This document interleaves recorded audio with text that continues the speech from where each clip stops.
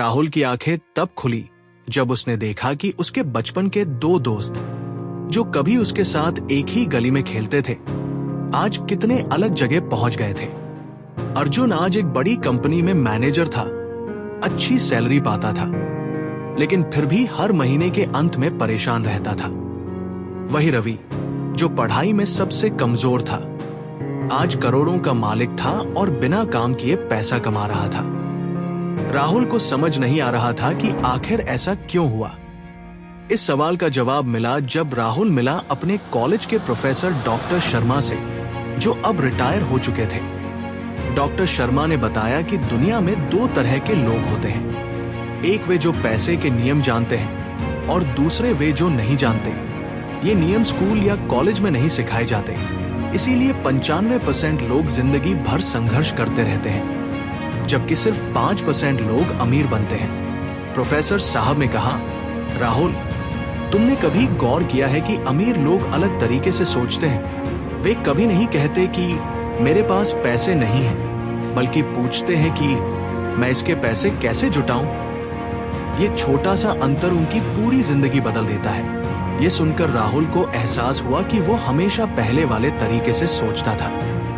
Doctor Sharma ने आगे बताया कि जब वे युवा थे तो उन्होंने भी यही गलतियां की थी। वे भी मानते थे कि अच्छी पढ़ाई करके नौकरी पा लेने से जिंदगी सेट हो जाएगी, लेकिन 30 साल की नौकरी के बाद जब वे रिटायर हुए तो उन्हें एहसास हुआ कि वे सिर्फ दूसरों को अमीर बनाने में अपनी जिंदगी लगा दी। उन्होंने अपने मालिक को अमीर बनाया, सरकार को टैक्स देकर अमीर बनाया और बैंक को लोन की किस्त देकर अमीर बनाया। खुद के लिए कुछ खास नहीं बचा। राहुल, प्रोफेसर साहब ने गंभीर होकर कहा, तुम्हारा दोस्त रवि एक बात समझ गया था जो तुम और अर्जुन नहीं समझे। वो समझ गया था कि पैसे की दो भाषाएं होती हैं, गरीबों की भाषा और अमीरों की भाषा। गरीब लोग कहते हैं पैसा सब कुछ नहीं है। अमीर लोग बुरे होते हैं, हमारे पास पैसे नहीं हैं। जबकि अमीर लोग कहते हैं पैसा एक उपकरण है, मैं अमीरों से सीखूंगा, मैं पैसे कैसे बनाऊं। राहुल को याद आया कि रवि हमेशा कहता था कि वो अमीर लोगों की तरह सोचेगा, जबकि राहुल और अर्जुन हमेशा पैसे वालों की बुराई करते रहते थे। यहीं से उनके रास्ते अलग हो गए थे। प्रोफेसर साहब ने समझाया कि 1% लोग जो रहस्य जानते हैं वो ये है कि वे कभी पैसे के लिए काम नहीं करते, वे हमेशा पैसे को अपने लिए काम करवाते हैं। जब रवि ने अपनी पहली नौकरी शुरू की तो उसने अपनी सैलरी का 50% हिस्सा ऐसी चीजों में लगाया जो उसके लिए और पैसे लाती रही। ये सुनकर राहुल चौंक गया, क्योंकि वह तो अपनी सैलरी का ज्यादातर हिस्सा ईएमआई और खर्चों में निकाल देता था। देखो राहुल, डॉक्टर शर्मा ने कहा, तुमने अपने घर को अपनी सबसे बड़ी संपत्ति समझा है, लेकिन असल में ये तुम्हारी सबसे बड़ी देनदारी है। ये हर महीने तुम्हारी जेब से पैसे निकालता है, ईएमआई के रूप में, रखरखाव के रूप में, बिजली पानी के रूप में। जबकि रवि ने पहले ऐसी चीजें खरीदी जो उसकी जेब में पैसे डालती रही और फिर उस आय से अपना घर खरीदा। ये बात राहुल के दिमाग में बिजली की तरह कौंधी। उसने सोचा कि अगर उसने भी रवि की तरह सोचा होता तो आज वह कहां होता।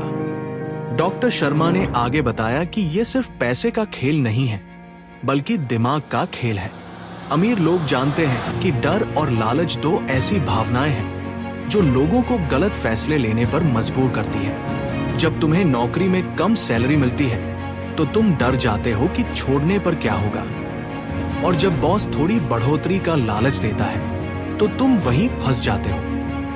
यही तो जाल है जिसमें 95% लोग फंसे रहते हैं। डॉक्टर शर्मा की यह बात राहुल को अपनी जिंदगी की सच्चाई दिखा रही थी। राहुल ने पूछा, तो फिर समाधान क्या है? डॉक्टर शर्मा मुस्कुराए और बोले, समाधान ये है कि तुम्हें पैसे की असली भाषा सीखनी होगी। इसे वित्तीय साक्षरता कहते हैं। ये 4 चीजों से बनती है। पहली चीज है अकाउंटिंग की समझ। राहुल, तुम्हें पता होना चाहिए कि संपत्ति क्या है और देनदारी क्या है। संपत्ति वह है जो तुम्हारी जेब में पैसे डालती है, देनदारी वह है जो तुम्हारी जेब से पैसे निकालती है। यह इतना सरल है, फिर भी 90% लोग इसे गलत समझते हैं। दूसरी चीज है निवेश की रणनीति। ये जानना कि पैसे को कैसे और पैसे बनाना है। अमीर लोग अपने पैसे को ऐसी जगह लगाते हैं जहां वो बिना उनके काम किए बढ़ता रहे। तीसरी चीज है बाजार की समझ। ये जानना कि कब क्या खरीदना है और कब क्या बेचना है। मांग और आपूर्ति का खेल समझना। चौथी चीज है कानूनी जानकारी। अमीर लोग जानते हैं कि कानून कैसे काम करते हैं, टैक्स कैसे बचाना है और अपनी संपत्ति को कैसे सुरक्षित रखना है। राहुल को लग रहा था कि वो एक नई दुनिया की खोज कर रहा है। डॉक्टर शर्मा ने आगे बताया कि विकास ने 25 साल की उम्र में ही ये सभी चीजें सीख ली थी, इसीलिए आज वो इतना सफल है। लेकिन प्रोफेसर साहब, इन सब बातों को सीखना तो बहुत मुश्किल लगता है, राहुल ने कहा। डॉक्टर शर्मा हंसे और बोले, राहुल, तुमने गाड़ी चलाना सीखा था ना? पहले कितना मुश्किल लगता था, लेकिन अब तुम बिना सोचे चला लेते हो। बस यह भी एक कौशल है जो सीखा जा सकता है। उस दिन के बाद राहुल की जिंदगी बदलने लगी। उसने समझा कि अमीर बनना सिर्फ किस्मत की बात नहीं है, बल्कि सही जानकारी और सही सोच की बात है। वो समझ गया कि वो रहस्य जो सिर्फ 1% लोग जानते हैं, वो कोई जादू नहीं है, बल्कि सिर्फ अलग तरीके से सोचने की बात है। डॉक्टर शर्मा ने राहुल को बताया कि अमीर लोग अवसर वहां देखते हैं जहां आम लोग समस्या देखते हैं। जब 2008 में आर्थिक मंदी आई तो ज्यादातर लोगों ने नौकरियां खोई, लेकिन कुछ लोगों ने सस्ती संपत्तियां खरीदकर करोड़ों कमाए। वे जानते थे कि हर संकट में अवसर छुपा होता है। राहुल, तुम्हारा मित्र रवि इसी बात को समझता था। जब सभी लोग कह रहे थे कि बाजार गिर गया है, तो उसने कहा कि यह खरीदारी का सबसे अच्छा समय है। जब सभी बेच रहे थे तो वो खरीद रहा था। यही तो अमीरों का नियम है। जब सभी डरते हैं तो वे लालची होते हैं, और जब सभी लालची होते हैं तो वे डरते हैं। राहुल ने महसूस किया कि उसने हमेशा भीड़ के साथ चलने की गलती की है। जब सबने घर खरीदने की सलाह दी तो उसने भी खरीदा। जब सबने एफडी में पैसे रखने को कहा तो उसने भी वही रखे। लेकिन भीड़ हमेशा गलत दिशा में जाती है, क्योंकि अगर भीड़ सही होती तो सभी अमीर होते। उन्होंने आगे कहा, रवि ने 25 साल की उम्र में ही ये सभी चीजें सीख ली थी, इसीलिए आज वो इतना सफल है। डॉक्टर शर्मा ने राहुल को एक और महत्वपूर्ण बात बताई। राहुल, अमीर लोग कभी अकेले काम नहीं करते, वे हमेशा टीम बनाते हैं। उनके पास अकाउंटेंट होता है जो उन्हें टैक्स बचाने में मदद करता है, वकील होता है जो कानूनी सुरक्षा देता है, ब्रोकर होता है जो निवेश में मार्गदर्शन करता है। वे अपने से ज्यादा जानकार लोगों को हायर करते हैं। ये बात राहुल के लिए नई थी। वो हमेशा सब कुछ खुद करने की कोशिश करता था। उसे लगता था कि दूसरों की मदद लेना कमजोरी की निशानी है, लेकिन डॉक्टर शर्मा ने बताया कि यह अहंकार है, बुद्धिमत्ता नहीं। देखो राहुल, मान लो तुम्हारे दांत में दर्द है, क्या तुम खुद इलाज करोगे या डॉक्टर के पास जाओगे? तो फिर पैसे के मामले में तुम विशेषज्ञों की मदद क्यों नहीं लेते? ये तर्क राहुल को समझ आया। राहुल ने पूछा, लेकिन प्रोफेसर साहब, अगर ये सब इतना सरल है तो सभी लोग अमीर क्यों नहीं हैं? डॉक्टर शर्मा ने गहरी सांस ली और कहा, यही तो सबसे बड़ी बात है राहुल। लोग सीखना नहीं चाहते, वे सिर्फ पैसे चाहते हैं, लेकिन पैसे के नियम नहीं सीखना चाहते। ये वैसा ही है जैसे बिना तैरना सीखे पानी में कूदना। उन्होंने आगे कहा, लोगों का अहंकार उन्हें सीखने से रोकता है। वे सोचते हैं कि वे सब जानते हैं, लेकिन जैसे जैसे दुनिया बदल रही है, पुराने नियम काम नहीं कर रहे। आज के समय में नौकरी की सुरक्षा एक भ्रम है। कंपनियां रातों रात बंद हो जाती हैं, लोगों को निकाल देती हैं। ऐसे में सिर्फ वही बचेगा जो वित्तीय रूप से शिक्षित है। राहुल को एहसास हुआ कि वह भी उसी भ्रम में जी रहा था। वह सोचता था कि उसकी नौकरी सुरक्षित है, लेकिन हाल ही में उसकी कंपनी में छंटनी हुई थी। यदि वह भी निकल जाता तो उसके पास कोई और आय का साधन नहीं था। डॉक्टर शर्मा ने राहुल को बताया कि सफल लोग असफलता से नहीं डरते, वे जानते हैं कि असफलता सफलता की सीढ़ी है। राहुल, तुम्हारा डर तुम्हें बड़े अवसरों से दूर रखता है।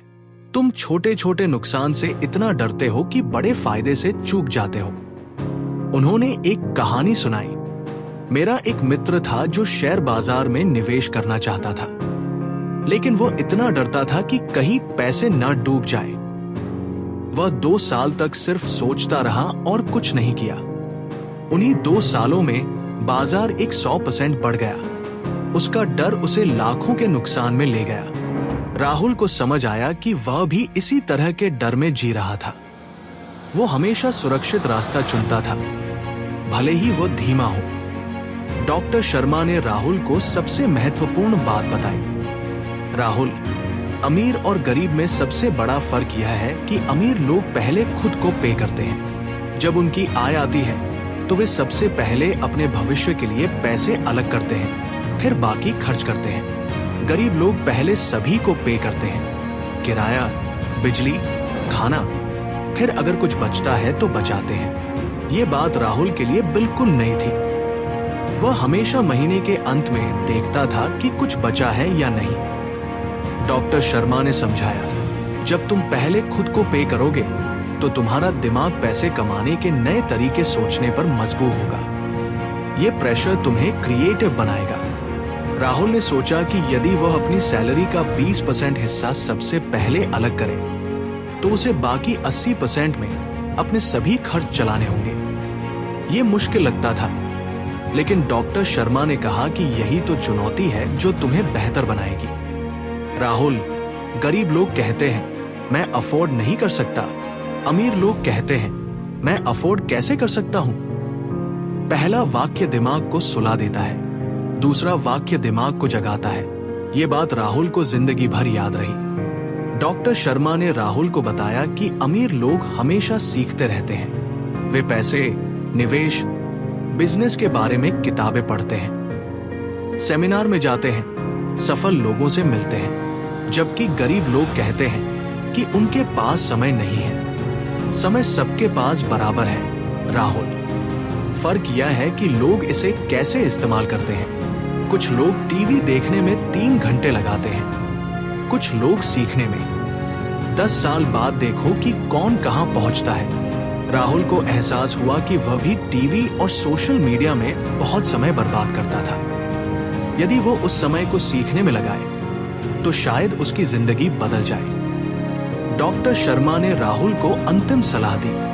राहुल, आज से तुम्हारी जिंदगी में 2 बदलाव करो। पहला, हर महीने अपनी आय का कम से कम 10% हिस्सा संपत्तियों में निवेश करो। दूसरा, हर दिन कम से कम 30 मिनट पैसे और निवेश के बारे में सीखने में लगाओ। बस ये 2 चीजें तुम्हारी पूरी जिंदगी बदल देंगी। राहुल ने वादा किया कि वह ये करेगा। उस दिन के बाद राहुल की सोच पूरी तरह बदल गई।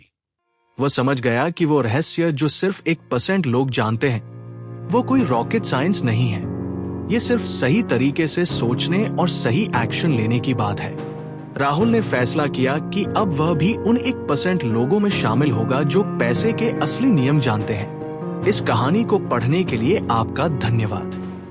आशा है कि राहुल की यात्रा से आपको भी कुछ सीखने को मिला होगा। याद रखिए, अमीर बनना कोई जादू नहीं है। ये सिर्फ सही जानकारी और सही सोच की बात है। आज से ही अपनी वित्तीय शिक्षा की शुरुआत करें और अपने सपनों को साकार करने की दिशा में कदम बढ़ाएं। आपकी सफलता की शुभकामनाएं।